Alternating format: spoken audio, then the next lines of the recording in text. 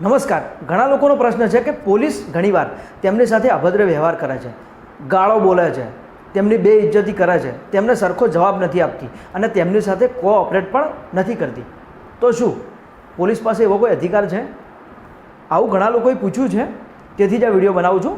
તો ઘણીવાર એવું થતું હોય છે કે ઘણીવાર કોઈ વ્યક્તિઓ ફરિયાદ આપવા જતા હોય કે કોઈ આરોપીઓની ધરપકડ થતી હોય તો તેમની સાથે પોલીસનો વ્યવહાર કદાચ 1% કર્મચારી આવા છે જેમનો વ્યવહાર સારો નહીં હોય અને એ લોકો એ વ્યક્તિ સાથે, આરોપી સાથે બદતમીજી કરતા હશે, ગાળો બોલતા હશે, એટલે કે ગાલી ગલોચ કરતા હશે અને અભદ્ર વ્યવહાર પણ કરતા હશે.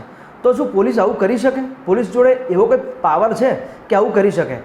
તો તેમાં એક જજમેન્ટ જોઈએ તો D K Vasu versus state of બેંગાલના કેસમાં સુપ્રીમ કોર્ટે ઘણી બધી ગાઈડલાઈન રજૂ કરી છે ધરપકડ થયેલ વ્યક્તિની. એટલે આ દરેક વ્યક્તિને લાગુ પડે છે કે જ્યારે પણ કોઈ વ્યક્તિની ધરપકડ થાય છે ને તો તેની સાથે પોલીસ ક્યારે પણ અભદ્ર વ્યવહાર ન કરી શકે, તેમની બેઇજ્જતી પણ ન કરી શકે. તો મિત્રો, ગાળોની તો વાત જ ક્યાં આવે છે, એટલે પોલીસ એવું ક્યારેય ન કરી શકે. તો પણ ઘણીવાર એવું ઘણી વ્યક્તિઓ સાથે થતું હશે કે જેમની સાથે અભદ્ર વ્યવહાર કરવામાં આવતો હશે, તેમની બેઇજ્જતી કરવામાં આવતી હશે, તેમની સાથે ગાલી ગલોચ પણ કરવામાં આવતી હશે. તો તેમાં શું કરી શકાય?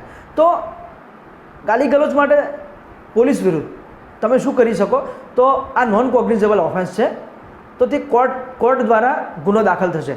તો તેમાં 504 આઈપીસી અભદ્ર વ્યવહાર અને ગાલી ગલોચ માટે 504 આઈપીસીથી ગુનો દાખલ કરી શકો છો અને 166 આઈપીસીથી, કેમ કે એ વ્યક્તિ, એ અધિકારી તેની સત્તાનો દુરુપયોગ કરે છે અને તેને જે રીતે ડ્યુટી કરવાની છે તે રીતે ડ્યુટી નથી કરતો પોલીસ અધિકારી, તો તેના પર 166 આઈપીસી પણ લાગશે. અને તેમાં જોઈએ તો 166 આઈપીસીમાં 1 વર્ષની સજાની જોગવાઈ છે અને 504 આઈપીસીમાં 2 વર્ષ સુધીની સજા થઈ શકે છે. મિત્રો, કોર્ટમાં જઈને આ ગુનો દાખલ કરવામાં આવશે, કેમ કે નોન કોગ્નિઝેબલ ગુનો છે. તો વિડીયો ગમ્યો હોય તો લાઇક કરજો, બીજા મિત્રો જોઈ શકે તેટલા માટે શેર કરજો અને ચેનલમાં જો નવા છો તો ચેનલને સબસ્ક્રાઈબ કરજો.